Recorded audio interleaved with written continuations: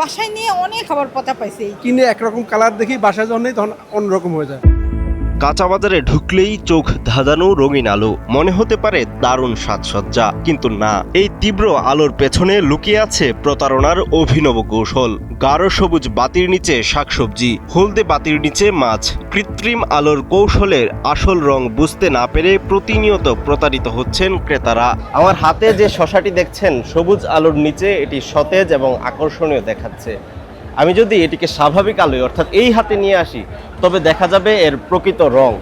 এখন দেখা যাচ্ছে এর যে সতেজতা ছিল, সেই সতেজতা কিন্তু এখন নেই। ক্রেতারা এই রঙিন আলোর ফাঁদে বাজার থেকে তাজা পণ্য কিনে বাড়িতে গিয়ে পাচ্ছেন বাসি পচা শাকসবজি, মাছ, মাংস।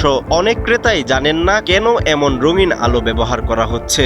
তাদের অভিযোগ, এই কৌশলে পণ্যের প্রকৃত অবস্থা আড়াল করা হচ্ছে এবং প্রতিনিয়ত সাধারণ মানুষ প্রতারিত হচ্ছে।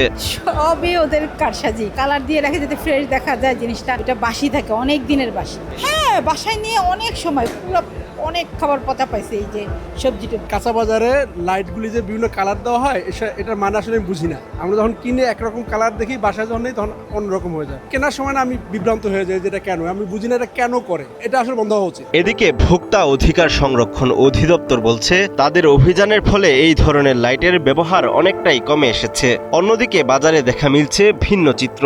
স্বাভাবিক আলোর কোনো বাল্ব নেই বললেই চলে। অপ্রয়োজনীয় হলুদ ও সবুজ বাতিতে সয়লাভ পুরো বাজার। এটা প্রচুর পরিমাণে ছিল, আমাদের অভিযানের পর কিন্তু এটা কমে এসেছে।